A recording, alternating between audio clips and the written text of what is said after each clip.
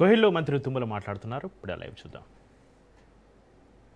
మార్చినటువంటి మార్కెట్లో మీరు పడేటటువంటి ఇబ్బందులు, మీకున్నటువంటి కష్టాలు, మీకున్నటువంటి నష్టాలను గమనించి దీన్ని జాతీయ స్థాయిలోనే కాదు ప్రపంచ స్థాయిలో నా రైతాంగానికి మళ్ళీ ఆ కష్టం రాకుండా నాకు ఈ మార్కెట్ నిర్మాణం జరగాలి.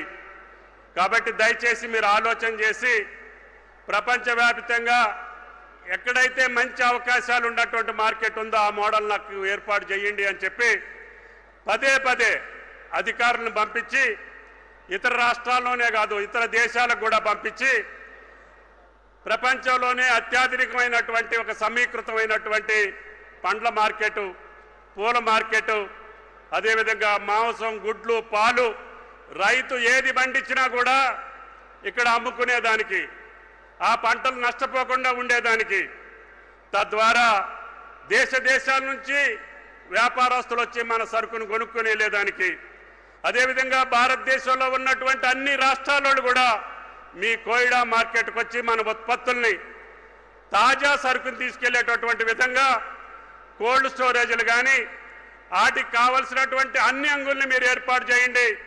200-300 కోట్లు కాదు, 2-3 వేల కోట్లతోటి ఈ నిర్మాణం జరగాలని చెప్పి సాక్షాత్తు సొంతంగా దాన్ని పరిశీలించి ఈ సరైనటువంటి స్థలాన్ని ఓఆర్ఆర్కి పక్కనే ఉండి రేపు రాబోయేటటువంటి ఎన్ని వేల లారీలు వచ్చినా కూడా దిగుమతి చేసుకొని ఎగుమతి చేసుకునేటటువంటి సౌకర్యాలు కలిగినటువంటి ప్రాంతాన్ని ఈరోజు మా రంగన్న చెప్తున్నాడు ఇక్కడ ఎకరం 25,000 కోట్లు ఉందని.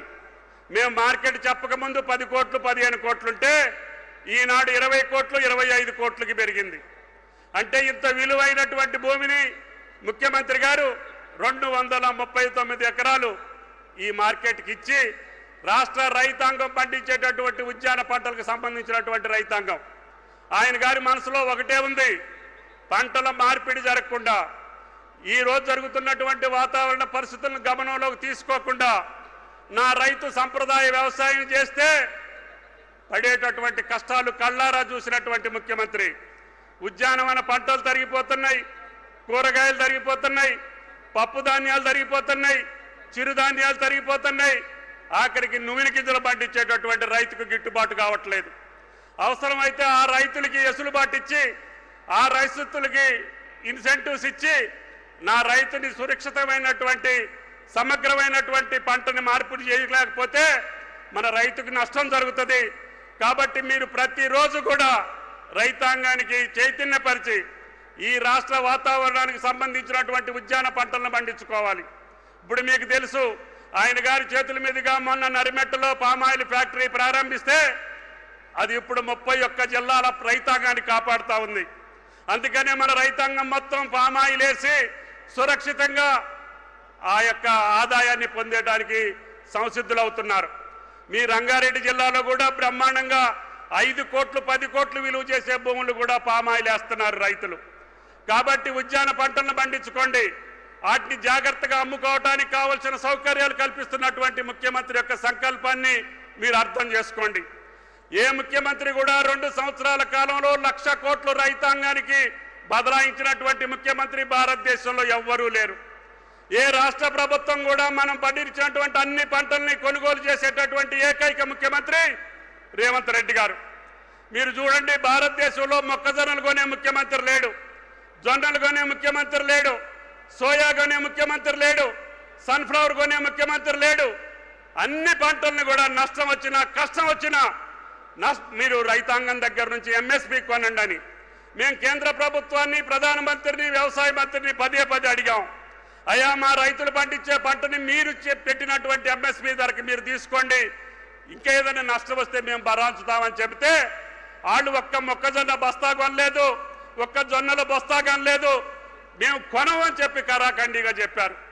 అదేవిధంగా 70 లక్షల మెట్రిక్ టన్నుల వరి ధాన్యాన్ని కొంటే మాకు 50 లక్షలే సరిపోద్ది, మేము మిగతాది మేము కొనము అని చెబుతున్నారు.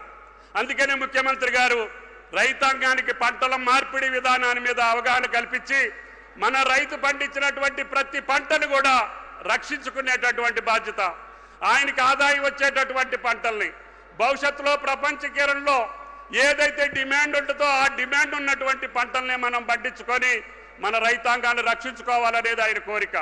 అందుకని మీరందరూ అర్థం చేసుకోండి, ఈ రోజున ఎలినోనా వస్తుందని చెప్పి వాతావరణ కేంద్రాలు చెప్తున్నాయి. దానికి తగ్గట్టుగా రైతాంగం ప్రిపేర్ అయి ఉండాలి. మీ ప్రణాళిక, మీ వ్యవసాయ పద్ధతుల్ని దానికి అనుగుణంగా తీర్చిదిద్దుకోవాలి. ఎప్పుడు వర్షం వస్తుంది, ఎప్పుడు వర్షం రాదు అనే దానికి కూడా రాష్ట్ర ప్రభుత్వ పక్షాన మీ ఐఫోన్లోనే ఏ రోజుకు ఆ రోజు మీ మండలంలో వర్షం పడుతుందా పడదా అనేటటువంటి యాప్ను కూడా క్రియేట్ చేశాం. అది మీరు పొద్దున్నే మీరు ఆ యాప్ని అడాప్ట్ చేసుకుంటే మీ ఊళ్ళో వాతావరణం ఏంటి, మీ మండలంలో వాతావరణం ఏంటి, రేపు రాబోయే రోజులు ఎక్కడ వర్షం పడుతుంది అనేది కూడా మన రాష్ట్రంలో ఉన్నటువంటి 70 లక్షల మంది రైతుల ఫోనుల్లో మీకు నిక్షిప్తం చేసి పెట్టాం. అంతేకాదు